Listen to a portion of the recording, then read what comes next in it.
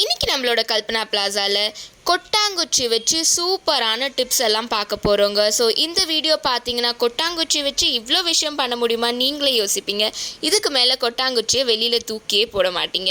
இந்த வீடியோக்குள்ளே போகிறதுக்கு முன்னாடி இது வரைக்கும் நீங்கள் எங்களோட சேனலை சப்ஸ்கிரைப் பண்ணலைன்னா கண்டிப்பாக சப்ஸ்கிரைப் பண்ணிவிடுங்க. மறக்காமல் பக்கத்தில் இருக்க பெல் பட்டனையும் ப்ரெஸ் பண்ணிவிடுங்க.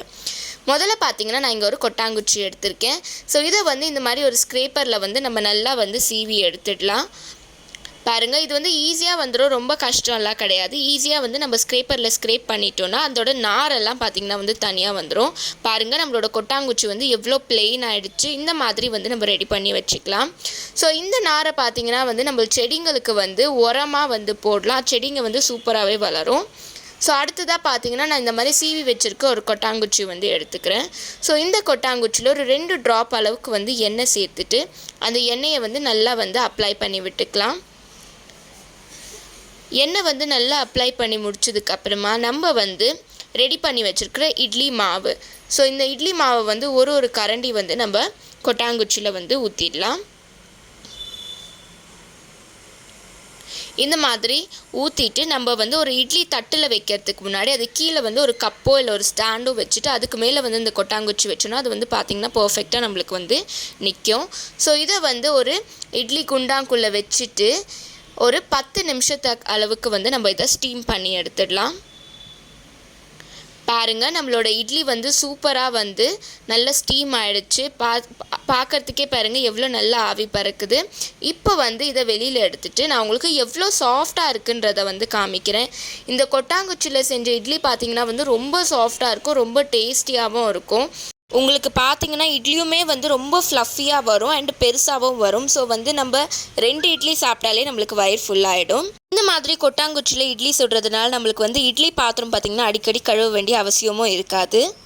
எல்லாருமே குஷ்பு இட்லின்னு சொல்லுவாங்க. ஸோ அதுக்காக நீங்கள் தனியாக இட்லி பண்ண வேண்டிய அவசியமே இருக்காது. இந்த மாதிரி இட்லி பண்ணி பாருங்கள். இதுவும் குஷ்பு இட்லி போல் அவ்வளோ சாஃப்டாக ஃப்ளஃபியாக இருக்குங்க.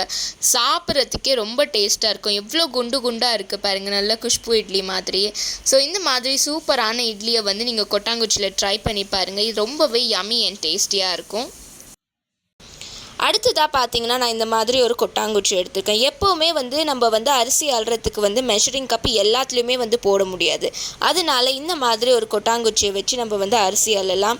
அதே சமயம் இதே கொட்டாங்குச்சி நம்ம சின்ன சின்ன பீஸாக அரிசியில் போட்டு வச்சோன்னா அந்த கொட்டாங்குச்சி தண்ணியெல்லாம் நல்லா அப்சார்ப் பண்ணிவிட்டு வண்டெல்லாம் எதுவுமே வராமல் இருக்காது. தண்ணியில் ஈரப்பதம் வந்தால் மட்டும்தான் வண்டு வரும். ஸோ இந்த மாதிரி கொட்டாங்குச்சி போட்டிங்கன்னா வண்டு வராமல் இருக்கும். இங்கே பார்த்தீங்கன்னா நான் ஒரு எண்ணெய் பாட்டில் ஒன்று எடுத்திருக்கேன். ஸோ இந்த எண்ணெய் பாட்டிலில் எண்ணெய் ஊற்றினா அந்த கவர்லேருந்து பார்த்தீங்கன்னா கீழெல்லாம் எண்ணெய் ஒழுக ஆரம்பிச்சிடும். ஸோ அதனால் நான் இந்த மாதிரி ஒரு கொட்டாங்குச்சி எடுத்திருக்கேன். இதில் கீழே ஒரு சின்னதாக ஒரு ஓட்டை போட்டிருக்கேன். ஸோ இந்த கொட்டாங்குச்சியை நம்ம இந்த மாதிரி ஃபனலாக யூஸ் பண்ணலாம். கடையில் போய் நம்மளுக்கு ஃபனல் வாங்க வேண்டிய அவசியமே இருக்காதுங்க. இந்த மாதிரி கொட்டாங்குச்சியில் ஒரு சின்ன ஓட்டை போட்டுட்டு அதை அந்த பாட்டில் மேலே வச்சு நான் உங்களுக்கு எண்ணெய் ஊற்றி காமிக்கிறேன் பாருங்கள். எண்ணெய் கீழே சிந்தவே சிந்தாது, அழகாக உங்களுக்கு எண்ணெய் பாட்டிலுக்குள்ளே பார்த்தீங்கன்னா எண்ணெய் போயிடும். ஸோ இதனால் பார்த்தீங்கன்னா நம்மளுக்கு கீழே க்ளீன் பண்ண வேண்டிய அவசியமே இருக்காது. சட்டுன்னு 2 செகண்டில் நம்ம எண்ணெயை ஊற்றிட்டு நம்மளோட கொட்டாங்குச்சியை நம்ம வாஷ் பண்ணிவிட்டு ரீயூஸ் பண்ணிக்கலாம். ஸோ இந்த கொட்டாங்குச்சியை நம்மளுக்கு தூக்கி போடணுமோ அவசியம் இருக்காது.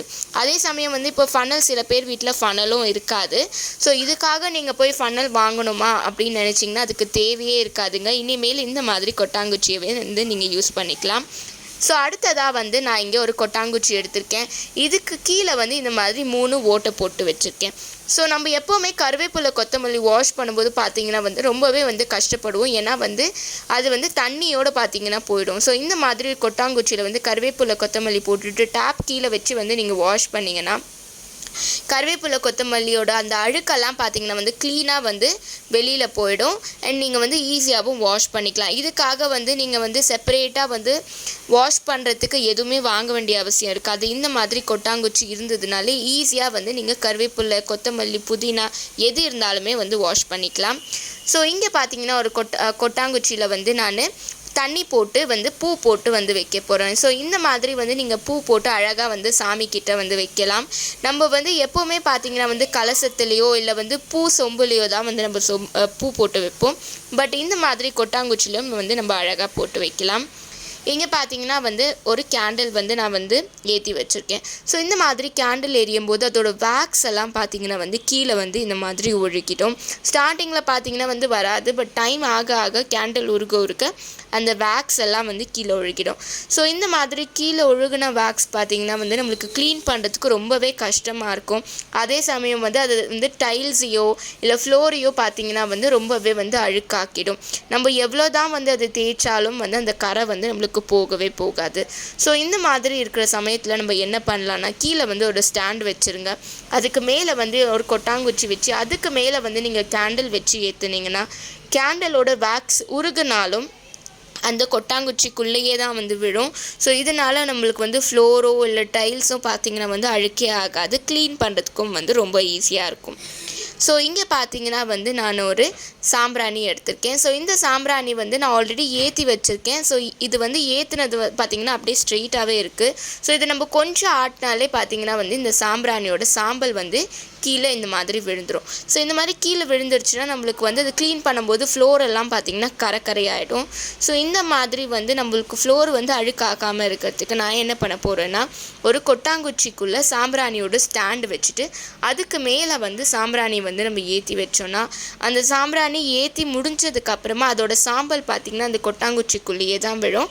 அது வந்து கீழே வந்து விழவே விடாது. ஸோ நம்மளுக்கு க்ளீன் பண்ணுறதுக்கும் ஈஸியாக இருக்கும். அண்ட் ஃப்ளோர் பார்த்திங்கன்னா வந்து நம்மளுக்கு கரையும் வந்து ஆகாமல் இருக்கும். ஸோ இது பார்த்திங்கன்னா ரொம்பவே ஒரு சூப்பரான ஒரு ட்ரிக்குன்னு சொல்லலாம். ஸோ அடுத்ததாக பார்த்திங்கன்னா வந்து நான் இங்கே ஊதுவத்தி ஸ்டாண்ட் ரெடி பண்ணுறேன். ஸோ இந்த ஊதுவத்தி ஸ்டாண்டை வந்து நான் ஏன் வந்து உப்பில் வந்து ரெடி பண்ணியிருக்கேன்னா, நான் வந்து ஆல்ரெடி உங்களுக்கு வந்து உப்பு விளக்கு பற்றின ஒரு வீடியோ வந்து போட்டிருக்கேன். ஸோ அதை பார்க்காதவங்க கண்டிப்பாக போய் பார்த்துருங்க. ஐ பட்டன்லேயும் டிஸ்கிரிப்ஷன்லேயும் அதோட லிங்க்கு கொடுக்குறேன். ஸோ உப்பு விளக்கு வந்து ஏற்றுறது எவ்வளோ முக்கியமோ அதே மாதிரி ஊதுவத்தியை வந்து நம்ம உப்பில் ஏற்றுறதும் வந்து ரொம்பவே வந்து வீட்டுக்கு வந்து வாஸ்துன்னு சொல்லலாம். அந்த மாதிரி வந்து கீழே வந்து ஒரு கொட்டாங்குச்சி அதுக்கு மேலே வந்து உப்பு போட்டு ஊதுவத்தி ஏற்றுனீங்கன்னா ரொம்பவே நல்லது. ஸோ இங்கே பார்த்தீங்கன்னா வந்து நான் ஒரு த்ரெட்டு எடுத்திருக்கேன். ஸோ எப்போவுமே வந்து நம்ம வந்து பூ கட்டும் போதோ இல்லை வந்து துணி தைக்கும் போதோ இந்த மாதிரி வந்து நூலோட கண்டு பார்த்திங்கன்னா வந்து கட்டில் கடியிலையோ இல்லை எங்கேனாலும் வந்து அது ஓடி போயிடும். ஸோ அது வந்து இந்த மாதிரி ஓடாமல் இருக்கிறதுக்கு நான் இங்கே ஒரு கொட்டாங்குச்சி எடுத்திருக்கேன். இந்த கொட்டாங்குச்சியில் இந்த மாதிரி வந்து ஒரு ஓட்டை போட்டுக்கலாம். ஸோ இந்த ஓட்டை போட்டுட்டு நம்மளோட நூலோட எட்ஜ் இருக்கு இல்லையா, ஸோ அதை வந்து இந்த கொட்டாங்குச்சிக்குள்ளே விட்டு வெளியில் எடுத்துடலாம். ஸோ இந்த மாதிரி நூலை வந்து வெளியில் எடுத்துட்டு அந்த நூல் கண்டு இருக்கு இல்லையா, ஸோ அதை வந்து இந்த கொட்டாங்குச்சிக்குள்ளே வச்சுட்டோன்னா நம்மளுக்கு தேவையான அளவுக்கு வந்து நம்ம நூல் யூஸ் பண்ணிக்கலாம். அதே சமயம் நம்மளுக்கு வந்து நூல் பார்த்திங்கன்னா வந்து வெளியில் போகாமல் இருக்கும், நூல் வந்து சிக்கும் ஆகாமல் இருக்கும். ஸோ இந்த மாதிரி அமேசிங்கான கொட்டாங்குச்சியை பற்றின டிப்ஸுங்க. நீங்கள் எல்லாருமே ஆச்சரியப்படுவீங்க கொட்டாங்குச்சியில் எவ்வளோ விஷயம் இருக்கான்னு சொல்லிட்டு. இந்த வீடியோ உங்களுக்கு பிடிச்சிருந்ததுன்னா கண்டிப்பாக கல்பனா பிளாசாக்கு லைக் பண்ணுங்கள், ஷேர் பண்ணுங்கள், சப்ஸ்கிரைப் பண்ணுங்கள், மறக்காமல் கமெண்ட் பண்ணுங்கள். Stay tuned with the channel for our upcoming video. See you, tata, bye bye.